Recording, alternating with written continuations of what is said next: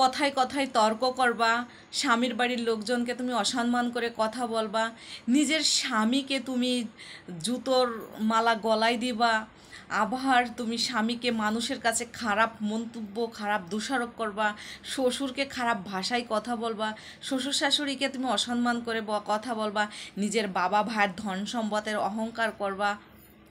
কেন এগুলা বলতে গেলে আমরা হয়ে যাই খারাপ? আরে কোন বাবার নাই?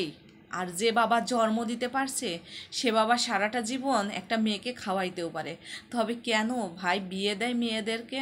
প্রশ্ন থাকলো আমাদের কাছে। ঠিক আছে, কেউ একজন আমাকে বলছে আমি এই কোয়ালিটির ভিডিও বানাই বিধায় আমি নাকি সস্তা ভিউজের জন্য এই ভিডিও তৈরি করি। আরে আমি যদি সস্তা ভিউজের আশায় যদি এই ভিডিওগুলা করি, তাহলে তোমার এত জ্বলতেছে কেন? তুমি যদি এগুলো নাই করো, তোমার এত জ্বলতেছে কেন? তুমি অ্যাভয়েড করে চলে যাও আমাকে। হ্যাঁ, হাজার হাজার লক্ষ লক্ষ মানুষ আমার ভিডিওগুলা দেখতেছে, কমেন্ট বক্সে ঢুকলেই দেখা যায় যে কোনটা সত্য কোনটা মিথ্যা।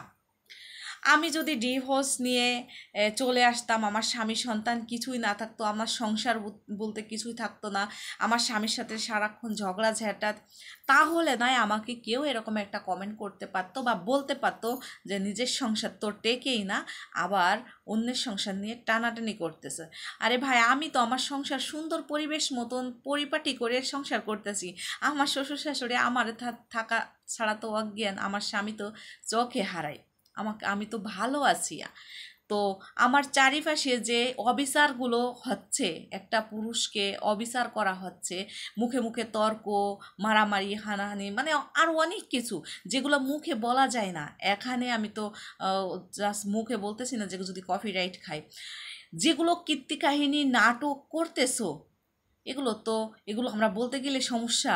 মানুষ জানলে পরা তোমার মান সম্মান চলে গেছে। হ্যাঁ, মানুষ জানে কেন তোমার কথা? আমার কথা তো জানে না, আমার কথা তো কেউ বলা বলি করে না, তোমার কথা বলা বলি করে কেন? তুমি এরকম করো কেন? তুমি বিষের চেয়েও বিষাক্ত হও কেন? তুমি শাশুড়িকে চুল ঘোরাও কেন?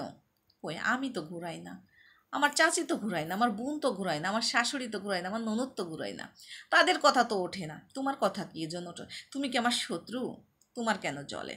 তো ভালো হয়ে যাও, কাউকে কিছু বলার আগে কিছু ভাবো। তোমার তো সাদা চামড়ায় আছে, 2-3 খান সার্টিফিকেট আছে, বাবার কিছু টাকা আছে, তোমার কি আছে? তুমি এই বহারায় দাও, অহংকারী করো, নিজের চরকায় তেল দাও। বেশি কিছু বললাম না, বলার অনেক কিছু আছে, এত বাইরেও না, সাপ উঠলে কেচ্ছ